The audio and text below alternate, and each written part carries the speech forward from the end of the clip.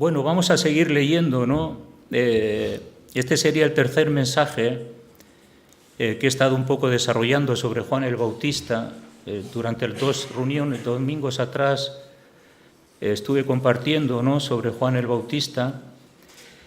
Y bueno, ahora no lo voy a repetir, ¿no? Por eso es bueno que hay que venir a la iglesia. Hay que venir a la iglesia aunque se sienta uno mal. Porque cuando te sientes mal, ese es el momento en que hay que acercarse a Dios. Si no, ¿cuándo?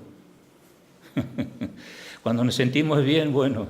Pero si te sientes mal, ven a la iglesia porque Dios tiene algo para ti. Te puede dar algo, te puede dar una palabra, el abrazo o el cariño de un hermano, el calor, ¿no?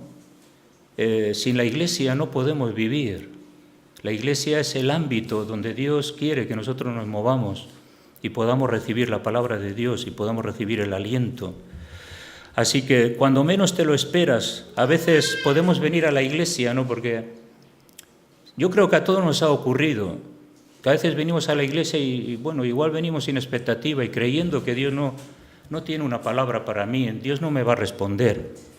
Y de repente sales sorprendido porque Dios es un Dios que conoce tu corazón y responde al clamor de tu interior y responde y te da una palabra, te da algo que tú necesitas. A nivel personal también, cuando abrimos la Biblia y vemos cuál es la situación personal de nuestro corazón, también podemos pensar, bueno, quizás Dios responderá a la inquietud, a la pregunta, a la interrogación, al paréntesis de mi vida. Quizás Dios responderá a la situación, quizás Dios sabrá lo que yo estoy viviendo. Y cuando abres la palabra con fe, también Dios siempre responde. Porque Dios responde con su palabra. Y si no la leemos, a veces no hay respuesta. No busques la respuesta de los hombres. Busca la respuesta en la palabra de Dios que Él ha establecido para que tú seas restaurado, transformado, sanado, aliviado, fortalecido. Es la palabra de Dios. Y bueno, algunos de nosotros podemos decir por experiencia que a lo largo de los años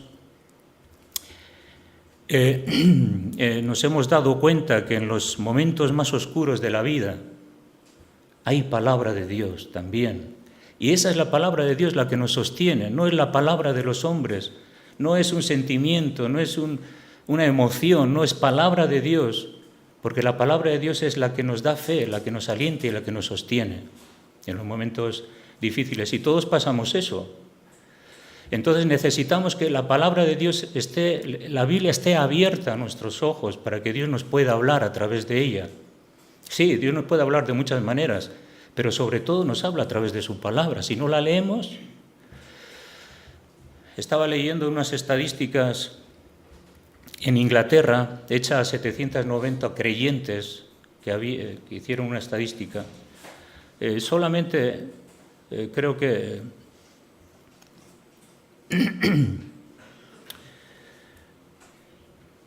el 15%, solamente creo que el 15% solamente leía la Biblia una o dos veces al año. Y otro tanto por ciento solo cuando venía a la iglesia escuchaba el mensaje. Y entonces uno se pregunta, bueno, ¿cómo pueden sostener su vida espiritual sin leer las Escrituras, ¿no? Es muy difícil.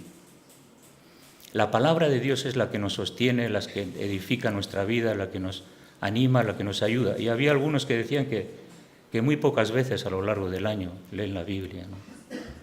Entonces, lógicamente, a veces la fe es una fe endelende, es una fe débil, es una fe fluctuante, es una fe basada en sentimientos emocionales. El justo por la fe vivirá y vive por la palabra, no si sientes o no sientes, sino es la palabra la que te infunde la fe, pese a toda la situación personal que puedas estar viviendo. El justo por la fe vivirá. Y la fe en la palabra de Dios y en el Dios de la palabra que nos sostiene, que nos alienta, que nos anima. Alguna vez lo he comentado que antes de entrar en el tema de Juan el Bautista, hubo 2 veces a lo largo de mi vida cristiana, llevo convertido 39 años, Y hubo 2 veces en mi vida cristiana que yo pensaba que mi fe había desaparecido, que mi confianza en Dios ya no era lo que había sido. Un sentimiento de oscuridad, de tinieblas, un sentimiento de que como que Dios te ha dejado. Y dices, bueno, ya se acabó mi fe, qué cosa. De repente te sientes mal, y que tu fe ya no está. Y un día, y otro día, ¿no? Esa oscuridad, decir, bueno, Señor, bueno, Dios, realmente yo saldré de aquí. Y no era porque, bueno, Dios permite experiencias en nuestra vida, pero yo no me sentía que había hecho nada mal, mi conciencia estaba tranquila. Pero, sin embargo, esa situación de oscuridad, yo no lo entendía, no lo entendía.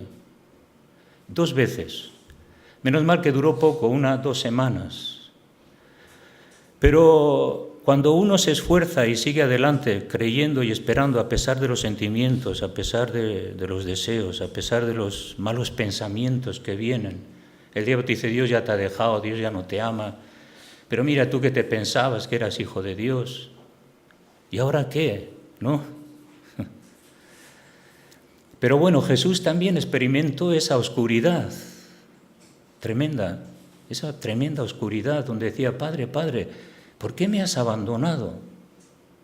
Y bueno, esa oscuridad no es la misma que nosotros podemos vivir a veces en nuestra vida, pero sí que a veces Dios puede permitir eso para después demostrarnos que nunca estuvimos solos, que Él siempre estuvo con nosotros a pesar de nuestros sentimientos, a pesar de que parecía que íbamos a morir, parecía que estábamos cavando nuestra propia tumba. De repente Dios te visita y te dice, bueno, Miquel, pero ¿qué pensabas? Estoy aquí. Y digo, ay, menos mal, Señor, que viniste antes de tiempo, ¿no? Bueno, es así, el justo por la fe vivirá.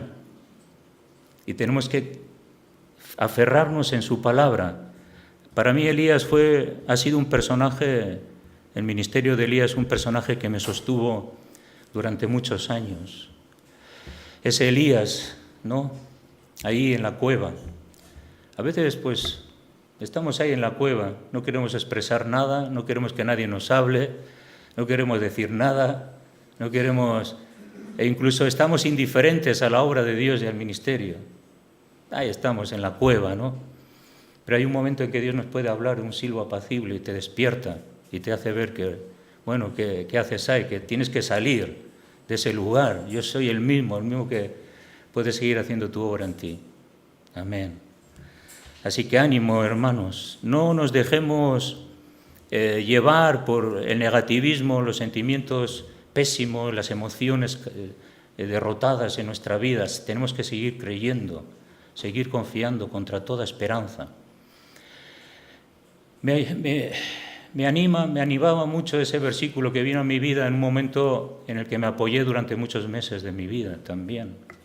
En Romanos, cuando dice que Abraham creyó en esperanza contra toda esperanza.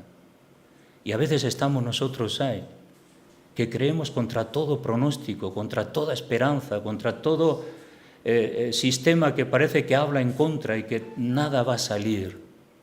Sin embargo, esa es la fe que cree en medio de esas características, ¿no? En medio de esas circunstancias. Y así fue Abraham, que tuvo que desarrollar fe en medio de crisis profundas también en su ministerio. Así que todos tenemos crisis profundas, pero son buenas. Esas nos ayudan a elevarnos. Amén, gloria a Dios. Vamos a cerrar nuestros ojos. Si hay alguien que se ha identificado con esta palabra, no mires a tu alrededor. Si hay alguien que se ha identificado con esta palabra, levanta tu mano, vamos a orar por ti. Si estás en una circunstancia, situación en la que realmente piensas que todo se acabó, ojalá que no haya nadie, ¿no? Pero por si acaso, si hay alguien, levanta tu mano. ¿Hay alguien que quieres que oremos por ti?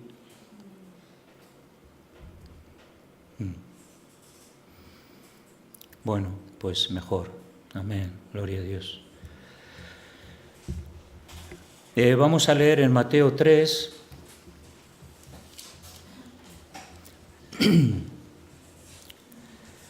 Nos quedamos la última vez cuando Juan el Bautista bautiza a Jesús y dice que yo a la verdad, dice Juan el Bautista, os bautizo en agua para arrepentimiento, pero el que viene tras mí, cuyo calzado yo no soy digno de llevar, es más poderoso que yo. Él os bautizará en el Espíritu Santo y fuego. Su aventador está en su mano y limpiará su era y recogerá su trigo en el granero y quemará la paja en el fuego que nunca se apagará. Le decíamos el otro día que el mensaje de Juan el Bautista era un mensaje de arrepentimiento. No solamente era un mensaje simbólico de un bautismo donde uno entra en el agua, sale y ya está, no.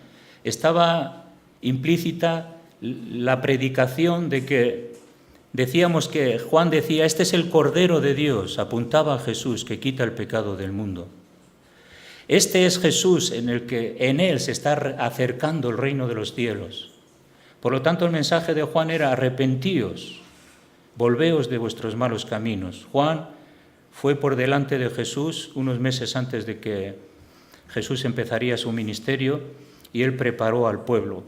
Leemos la Biblia que la voz de Juan era como un clamor que había en el desierto, un clamor.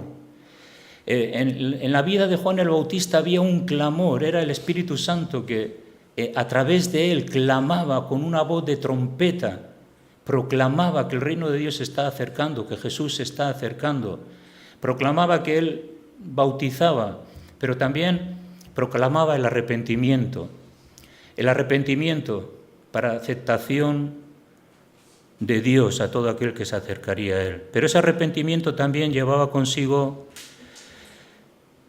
la sinceridad, porque también hablábamos del mensaje de juicio. El árbol que está ahí puesto será cortado, el trigo será cortado, irá a la era, como dice aquí, recogerán el trigo y quemará la paja en el fuego. Y su mensaje a los judíos religiosos era: generación de víboras, ¿quién nos enseñó a huir de la ira venidera? Fijaros qué mensaje les estaba diciendo: vosotros religiosos judíos sois como víboras.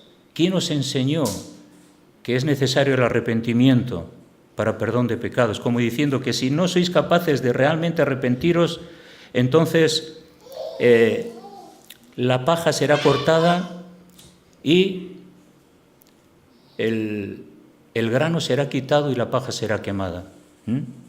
Entonces tenemos que tener en cuenta que el mensaje de Juan era un mensaje que comprometía a las personas. La gente se acercaba a él y entonces vemos aquí que Juan, el ministerio de Juan tiene su culminación aquí, ¿no? Llega un momento en que llega a conocer a aquel que estaba predicando, a Jesús, que era primo suyo, pero en algunas escrituras dice que no le conocía, como que no tuvo mucha relación desde su juventud, le perdió de vista, porque Juan fue de joven al desierto y ahí desarrolló su vida personal. Entonces, fue la culminación ver a Jesús. Dice que el cielo fue abierto cuando Juan el Bautista le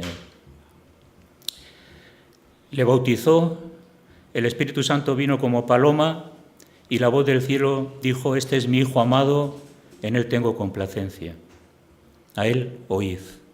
Entonces Juan fue la culminación de su ministerio, porque es lo que toda su vida estaba predicando en el desierto, estaba predicando esa venida del Mesías, el Mesías que iba a venir, que va a entregar su vida por nosotros. Así que hablábamos de eso, ¿no? De que a veces la espera es importante en el llamado, porque no todo siempre sale como nosotros queremos, como nosotros deseamos. Luego en Lucas capítulo 5, versículo 33,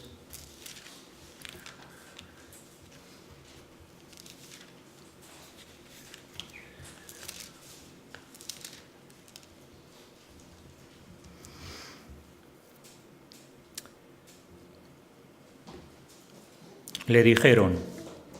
Entonces ellos le dijeron: ¿por qué los discípulos de Juan ayunan muchas veces y hacen oraciones? Y asimismo los de los fariseos, pero los suyos comen y beben. Él les dijo: ¿podéis acaso hacer que los que están de bodas ayunen, entre tanto que el esposo está con ellos? Mas vendrán días cuando el esposo les será quitado, entonces en aquellos días ayunarán. Les dijo también una parábola: nadie corta un pedazo de un vestido nuevo y lo pone en un vestido viejo, pues si lo hace no solamente rompe el nuevo, sino que el remiendo secado de él no armoniza con el viejo. Y nadie echa vino nuevo en odres nuevos, ha de echar, y lo uno y lo otro se conservan. Entonces el ministerio de Juan era un ministerio totalmente diferente al ministerio de Jesús.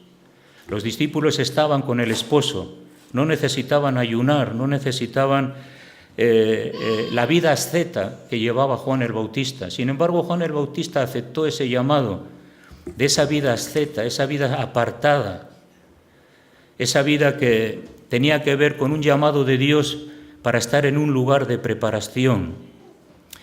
Así que a Juan le costó, vivió al margen de la sociedad, pagó el precio de la soledad.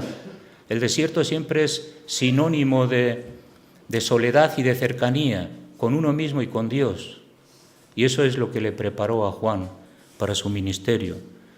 Así que la preparación de Juan, lejos de la ciudad, lejos del ruido de la ciudad, lejos de los avatares de la ciudad, lejos de las tentaciones de la ciudad, lejos de una vida enfocada en el materialismo o enfocada en otro tipo de cosas, que podría hacer que la percepción de Juan el Bautista se podría desvincular del llamado de Dios.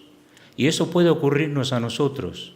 Cuando Dios nos ha llamado, también tiene que haber desiertos en los que nosotros voluntariamente nos apartamos para buscar a Dios, para olvidarnos del mundo trepidante, de tantas cosas que nos puedan llamar la atención y centrar nuestra mirada para saber quién es el Dios que nos ha llamado y qué es lo que tenemos que hacer. Así que el desierto da a luz un hombre de Dios. Siempre hay desiertos en los hombres de Dios, siempre hay situaciones, aspectos en las personas que Dios llama. Vemos a Pablo, 14 años en Damasco, allí, en el anonimato, pero cuando Dios le saca, empieza a ser diferente. Y un Moisés, 40 años en el desierto, y otros también que estuvieron en el desierto, porque es la preparación. ¿Cuánto nos cuesta? A veces, el otro día hablaba del ayuno de la televisión. ¿Cuánto nos cuesta cerrar la televisión, cerrar áreas en nuestro contorno del hogar que nos desvían, que nos despistan, y centrarnos en el tiempo libre de buscar a Dios, de buscar en su palabra? ¿Cuánto nos cuesta de dejar de llamar amigos, de buscar a veces pues siempre la fiesta, el jolgorio, el ruido, todo eso, ¿no?, que nos llama la atención, que incluso a la carne le gusta? Pero a veces cerrar el grifo de todo eso y decir: no, voy a apartarme un poco, salir un poco de tantas voces y de tantos lugares y centrarme en Dios para que reciba de Dios su palabra. Y eso es también algo que deberíamos de hacer. Claro, Jesús dijo que luego sí que ayunarían sus discípulos. Es verdad, mientras sus discípulos estaban ahí, no ayunaron, pero después dijo que sí, que iban a ayunar. Y eso es lo que nosotros tenemos que hacer. Prueba. La Biblia habla del ayuno. El ayuno es algo que ejercita nuestros sentimientos, nuestros deseos espirituales. Cuando ayunas te apartas, vas con un sentimiento de necesidad, un sentimiento de dependencia, y dices: Señor, aquí estoy voluntariamente, me aparto, y oh Dios, necesito oír tu voz. Eso es también lo que la Biblia nos enseña, que tenemos que ayunar, negarnos a nosotros mismos. Juan era un hombre de ayuno y oración. ¿Qué haría en el desierto? Porque no tenía que ir de compras, no tenía que edificarse una casa, quizás ahí en un agujero, en una cueva, en la soledad. ¿Qué hacía durante todo el día? Porque luego dice la Biblia que los discípulos de Juan, todos los que venían a él, todos aprendían a orar y a ayunar. Y cuando vieron a Jesús que comía y que bebía y que incluso estaba con los pecadores, pues para Juan también esto podría ser un contraste, ¿no? En su vida. Bueno, pues, qué raro, ¿no? Porque Jesús debería de sufrir al menos tanto como yo, ¿eh? Pero era el Hijo de Dios, tenía todo el poder. No tenía, él ayunó y oró, pero él tenía todo el poder en sí mismo, toda la seidad. La Biblia dice que Jesús tiene todo el poder en sí mismo, la deidad estaba en él. Él no tenía necesidad de ayunar como Juan, de meterse, de ser tan asceta, ¿no? Pero sí que él nos enseñó que también la oración es importante y el ayuno también es importante en nuestra vida. ¿Por qué? Porque hay tantas telarañas en nuestra mente, hay tantos enfoques que están mal, están mal ordenados. ¿Qué buscamos? ¿Qué deseamos? ¿Qué queremos? Realmente en la vida de Juan lo que había es que el reino de Dios era su vida. Ya solamente cómo vestía, no se preocupaba demasiado en su aspecto. ¿Y qué comía? Las langostas. Así que ni iba de compras, ni iba también a las rebajas. Tenía pelo de camello que seguramente no sería muy cómodo, ¿eh? No sé si alguna vez te has montado en un camello, te picas todo luego. Pero así es, no era un llamado de Dios, ¿no? Yo me estaba preguntando, ¿cómo es que podrían luego responder a un hombre tan raro, vestido como vestía y tan solitario? ¿Cómo pudieron responder a este hombre? Pero era una voz que clamaba en el desierto y era el Espíritu de Dios quien atraía a las multitudes. ¿Y cómo viviría? Preguntándome a mí mismo, ¿cómo viviría la familia y el entorno de su familia? Imaginaros, de repente el milagro, digo, no sea que nos despistemos, de repente el milagro del llamado de Juan el Bautista, dice que fue lleno en el vientre de su madre, la profecía de Zacarías sobre su hijo, el contorno, bueno, no voy a repetir las predicaciones anteriores, pero vemos que este niño estaba bajo el fluir y la unción del Espíritu y ya enseguida salió al desierto y se quedó allí de joven. ¿Qué dirían sus familiares, sus primos, sus hermanos, quizás sus tíos? ¿Qué le pasa a este joven que se ha ido al desierto, que ha desconectado con toda su cultura, con toda su vida? ¿Qué le pasa al cristiano cuando se convierte? ¿Qué le ha pasado a este? Ha dejado de ir de fiesta, ha dejado de ir a los bares, ha dejado de vestir un poco obsceno. Los cambios que a veces produce el Evangelio en nosotros se deben de hacer notorio a las personas que nos conocen y nos pueden decir que somos un poco raros, que ya no toleramos algunas conversaciones, que ya no hablamos como antes. Claro, la Biblia dice que la gente de este mundo no puede entender cómo nosotros podemos vivir una vida diferente. Y eso es lo que le ocurrió a Juan, se sentiría un bicho raro. Y en muchas ocasiones el llamado de Dios sobre nuestra vida, cuando estamos ahí en el desierto, digo, ¿pero qué hago aquí yo? Pues si no hablo con nadie, si no tengo amigos, si no voy de fiesta, si no hago aquello, no tengo hobbies, no tengo casa, no me preocupo del mañana, no adquiero, no compro, no tengo afán, no tengo deseos de desarrollar cosas en este mundo. Y Juan era un hombre. Pero cuando nosotros vemos que Juan el Bautista estuvo ahí en el desierto, no llegamos a entender el proceso y el desarrollo de su fe. La negación personal constante durante su vida. El rechazo al yo pecador, el rechazo al disfrute y a la vanagloria de este mundo. Y él lo tuvo que constantemente doblegar su voluntad para no salir de donde estaba. ¿Se lo pasaba bien? Seguramente que no. cómo dormiría allí, el desierto el lugar de la vertiente del Jordán. Nosotros estuvimos allí, es un desierto. En invierno mucho frío y en verano mucho calor. Pero era el lugar que Dios quería que Él estaría.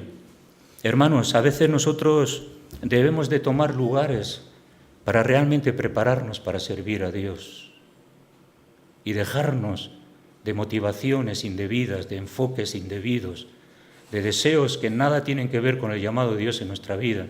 Centrarnos en lo que Dios nos ha dicho y pagar el precio y morir a nosotros mismos.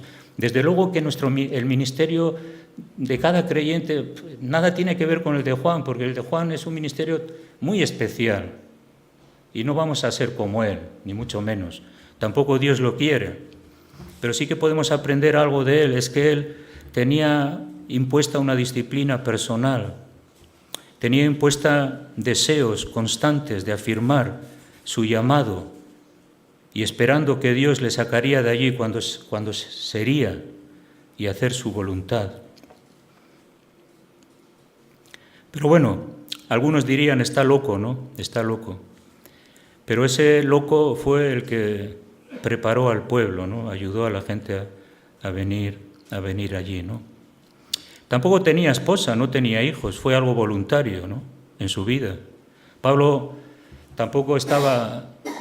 no estaba casado y dice, bueno, el que quiera tener esposo está bien que tenga esposa, el que quiera tener esposa, bueno, está bien que tenga esposa, está bien que la gente tenga una visión de familia, está bien todo eso. Pero luego dice Pablo, pero me gustaría que todos vosotros seríais como yo, para no dar aflicción a la carne.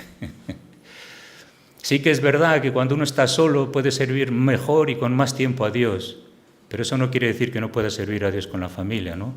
Dice, bueno, cada uno tiene su propio don.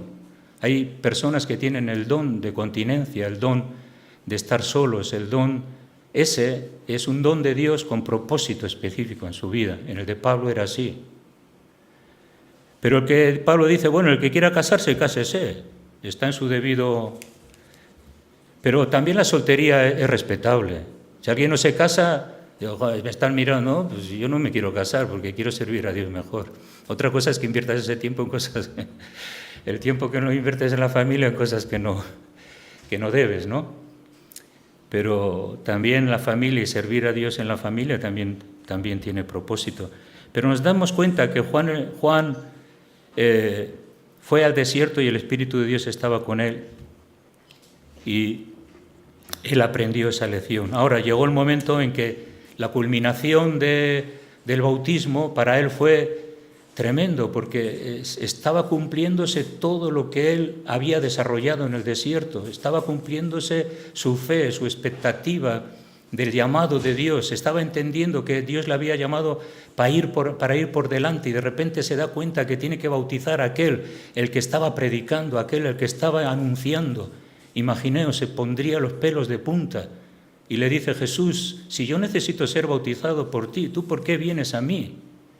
No soy digno de desatar la correa de tu calzado.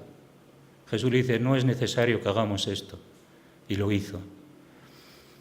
Pero se encontró con su propio Salvador.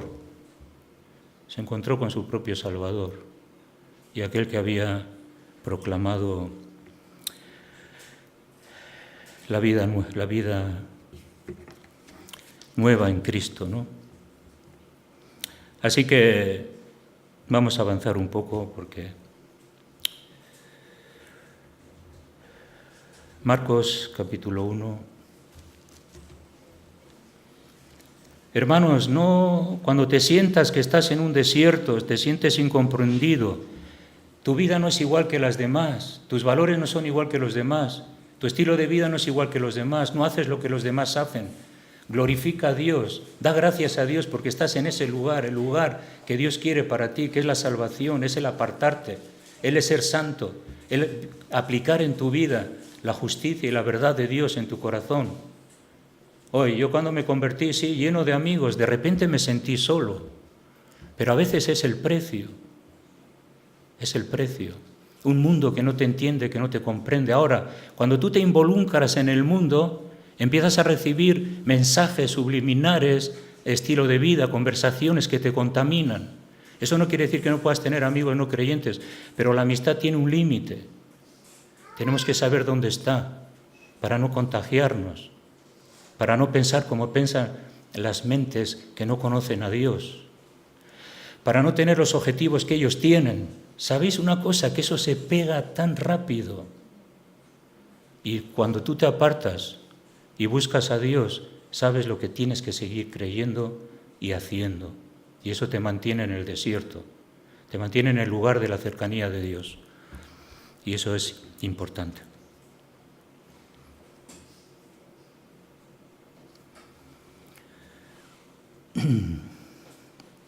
Sí, habíamos hablado de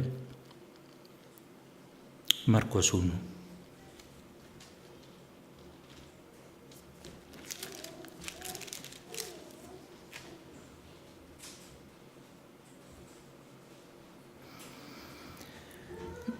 Marcos 1:14.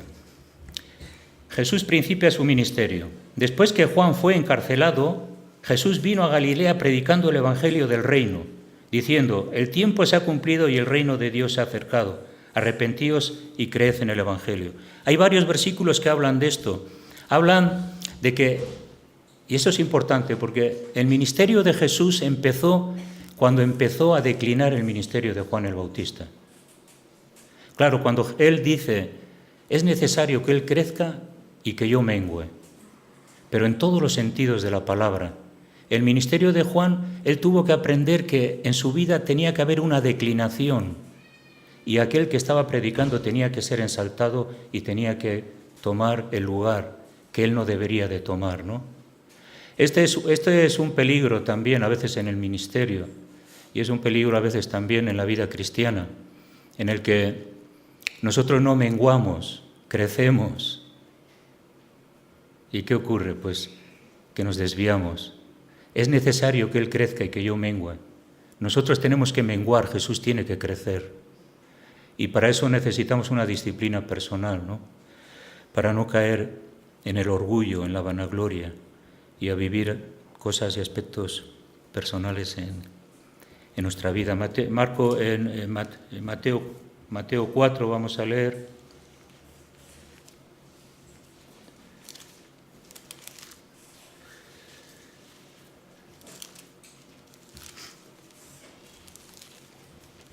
¿Estáis entendiendo, no? Sí, bueno.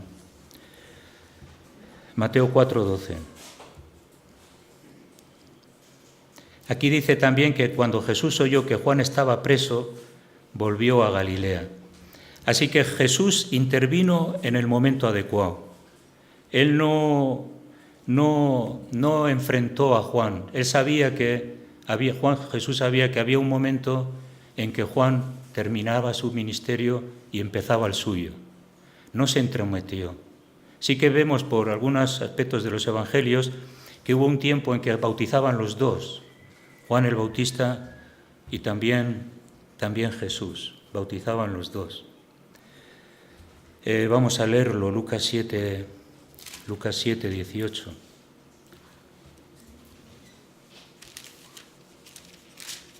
Bueno, hay muchas cosas, todas no las puedo decir, esto se alargaría, pero cuando entramos a estudiar un personaje nos podemos dar cuenta que es un pozo sin fondo, hay tanto que tenemos que aprender, ¿no?, de las Escrituras.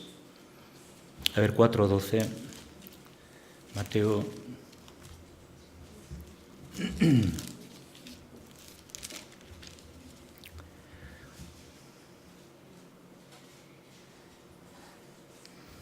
Sí, este es el mismo versículo que dice que dejando Nazaret vino y habitó en Capernaum. Pero es Marcos 6, puede ser el versículo que...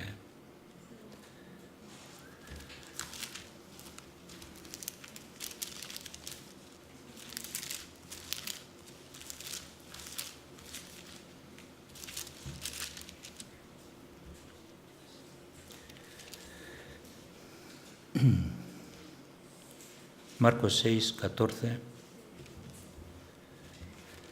Bueno, este tampoco es. Pero vamos a leer porque aquí vamos a ver algo que a Juan le llevó a la cárcel.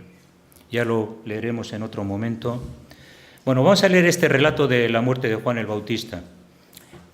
Dice que oyó el rey Herodes la fama de Jesús porque su nombre se había hecho notorio y dijo: Juan el Bautista ha resucitado de los muertos y por esto actúa en él estos poderes. Otros decían: es Elías, otros decían: es un profeta o alguno de los profetas. Al oír esto, Herodes dijo: este es Juan, el que yo decapité, que ha resucitado de los muertos. Porque el mismo Herodes había enviado y prendido a Juan y le había encadenado en la cárcel por causa de Herodías, mujer de Felipe su hermano, pues la había tomado por mujer. Porque Juan decía a Herodes: no te es lícito tener la mujer de tu hermano. Pero Herodías le acechaba y deseaba matarle y no podía. Esta realidad del mundo de las tinieblas, el mundo de la luz, cuando nosotros confesamos y decimos lo que es pecado, la gente no lo acepta, se vuelve contra nosotros. Este mundo se vuelve contra nosotros, no quiere oír de sus pecados. Y enseguida sale el odio y el rencor que le llevaron a Herodes a matar a Juan. Aunque por otros textos, Herodes le apreciaba a Juan y reconocía que era un hombre de Dios. Pero sin embargo, por mantener su lugar de poder, lo mató. No tenía principios. Era más importante su lugar de poder que librar a Juan de la cárcel. Vemos que en muchas ocasiones pasa eso.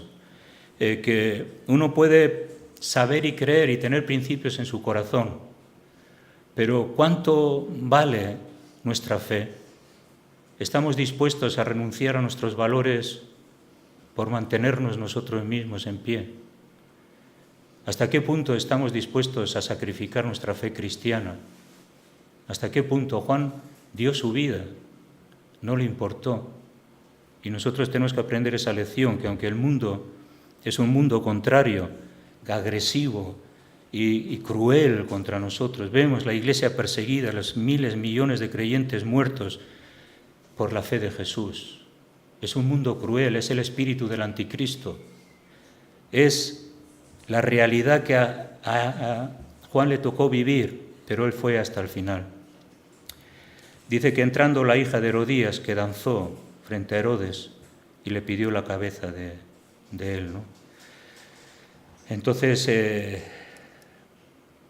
dice que el rey se entristeció mucho, pero a causa del juramento.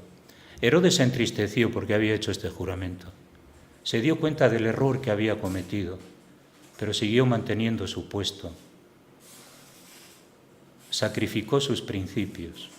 Hermano, nosotros no tenemos que sacrificar nuestros principios. No tenemos que sacrificar nuestros valores cristianos por nada en este mundo. No tenemos que dejarnos llevar por el odio, el pecado, el rencor, las amarguras. Tenemos que sacrificar nuestro yo y valorar nuestra fe, que es mucho más preciosa que el oro, mucho más preciosa que cualquier otra cosa, y estar dispuestos a entregarnos a Él, ¿no? Entonces, bueno, vamos a ir concluyendo, hay más cosas y tampoco vamos a estar hasta las 2:30 aquí. Pero bueno, ¿os gusta este relato? Lo habéis entendido, ¿no? ¿Os dais cuenta de este Juan el Bautista? Que no solamente fue una leyenda. Hay muchos... sí, Juan el Bautista fue uno que pelo de camello, comía langostas. Joder, no, las langostas de Honduras no, las langostas... las langostas del desierto, ¿no? Y de hecho dicen que son muy nutritivas. Habrá que probarlas. Bueno, el caso es que es mucho más. Su ministerio es increíble, es tremendo. Es algo que nos puede cautivar, nos puede enseñar y nos puede ayudar a mantenernos donde Dios quiere que nos mantengamos, ¿no? ¿A que sí? ¿Merece la pena o no? Vale, muy bien, pues vamos a orar y dar gracias. Vamos a orar y dar gracias. Fijaros que había traído hasta un libro aquí para leeros. ¡Qué fe tenía yo! Pero claro, como veo que ya algunos hermanos abren la boca, ya me echo para atrás. Pero es curioso porque algunos dicen, aleluya, gloria a Dios, menos mal que se ha dado cuenta ya.